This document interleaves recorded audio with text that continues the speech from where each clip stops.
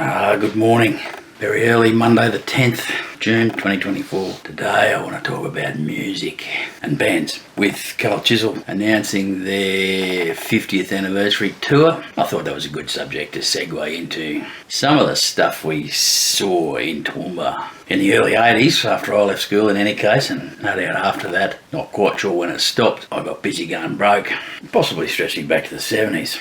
Okay, of course today I'm sporting the Big Freeze 10 beanie. Of course Big Freeze 10 is all about MND, motor neurone disease, Neil Danaher family, done through the AFL. More on that later. I recently wandered around Toowoomba getting a bit of footage for this, so I thought it was relevant to my history in any case. So we used to see bands mainly at the refectory building at the DDIAE, or Darling Downs Institute of Advanced Education. Became USQ and is now called, I think, just simply Uni SQ, one word. You get about 1,000 in there, 1,100, big bar around the back. And we'd get in there for sometimes nothing, $2, $5, get the old stamp on the wrist as you walked in, and wander on in. For those that partook, get on the soup and watch some bands. Generally, most of the time these bands were on a Thursday night, so we had footy training on a Thursday night, so we'd just shower up at the clubhouse, wander on over to the refectory, or the refec as we knew it, the scene of a lot of sin and debauchery over the years.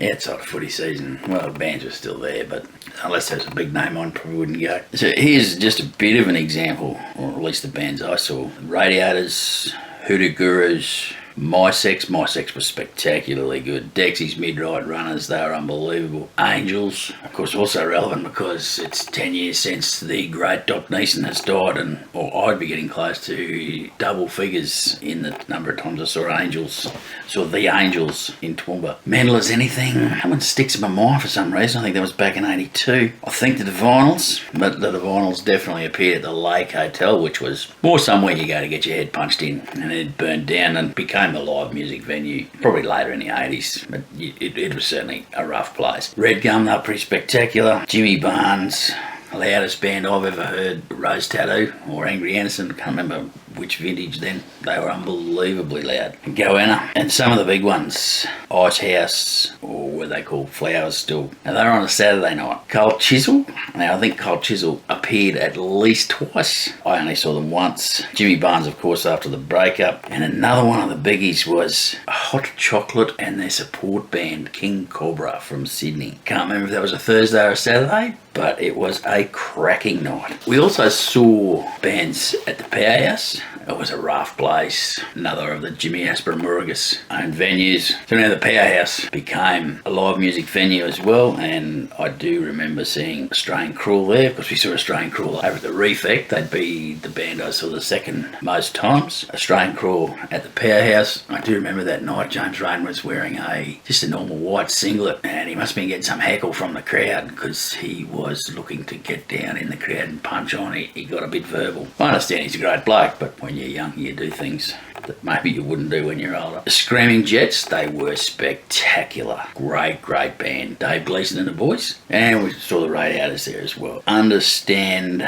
the Lake Hotel had people like the Divinyls and the Hoodoo Gurus. And look, and I'm sure there's plenty more. These are just the ones that I remember. Also relevant to the topic of conversation, and I don't remember what year it was, but it was a time we were getting on a bit. It was long past this, and the Angels had got back together, or whatever the case may be. They were having a tour. Again, at Rumours, with another Aspermurgus venue in town, another nightclub, and we all went along and bought our tickets, and Jimmy was fairly well able to take our credit card money when we were paying, and I think this was a Saturday night. All turned up for the concert, and we're waiting, and eventually Big Jimmy came out and said, well, concert's cancelled and I'll have to give you your money back, but I can't do it now. You'll have to come back on Tuesday or Wednesday, whatever it was, get your money back. I do remember getting the money back was quite a significant hurdle for a man that knew how to take money. Didn't really know how to give it back. Took a fair bit to give it back. But anyway, the concert was cancelled because one of the Brewster brothers had a heart attack and went on to have quintuple or 5 bypass surgeries. So I never got to see the Angels late as old guys, basically. John Brewster actually had the heart attack in Toowoomba, and that was November 2008. Pretty recent history. So a bit of a feature for the Angels there. Back on Chisel, I always reckon a lot of these bands have got better as they got older. And for mine, Cold Chisel isn't one of them. I really enjoyed that raw power of the 70s, early 80s. Maybe I think they're musically better. I don't know. I still listen to them, I still watch them, but my attraction to them goes back to the early days. And look, I usually say the only good thing about the good old days is they're fucking gone. But still, we can reflect. So there's nothing like a man with long hair punching out the lyrics. I saw him as Jimmy Barnes in 1985. Barnes was a noted pisshead, drank a lot of vodka or gin straight on stage. Had been known not to finish concerts due to getting really pissed. And if you watch Barnes on stage, he rarely plays an instrument or anything like that. He's just a singer and maybe he claps along a bit. But if you listen to some of the interviews, he reckoned he could read a crowd and shift the tempo if need be. Also used to like getting on down in the crowd and punching on from time to time. Great band, one of Australia's best. I'm quite sure there's many more bands that fronted Toowoomba, and I've thought about it often, just who was there and just who I saw. Didn't mean much back in the day. I wish I'd written it all down way back then, who came, who I went to. As a bit of a bonus, and look, we've got all these music festivals these days, things like the Big Red Bash at Birdsville. Not sorry I haven't gone to that. There's just too many people for me, and there's various other music festivals around now. It would be great to see Midnight Hall and those sorts of people again. I actually had a bit of a theory that come to Toowoomba for a midweeker and then head to the bigger club in Brisbane and the Gold Coast for a Saturday night, maybe Friday and Saturday night. So lots of bigger festivals now, and as I said, it would be good to see someone like Midnight Oil. However, we did attend Jimbo for 2 years, which is called the Day on the Plain, at a place called Jimbo House, which was, I'm not sure of the ownership structure now, but it was part of the Russell Pastoral Company. And Hilary Russell was good friends with my grandmother, and they were big players in the Country Women's Association, or CWA. Beautiful stone building, and as primary school kids we actually used the pool to learn to swim in up there. Not that I learned to swim. We went in 2018 and we camped out there. Oh, and that was a great day. We had Grace Knight and the Eurogliders, Wendy Matthews, Frankie J and Wilbur, who part of R55, Richard Clapton, Glenn Shorrock and Joe Camilleri and whatever else he calls himself these days. With Wilbur again, 2 saxophones in one band.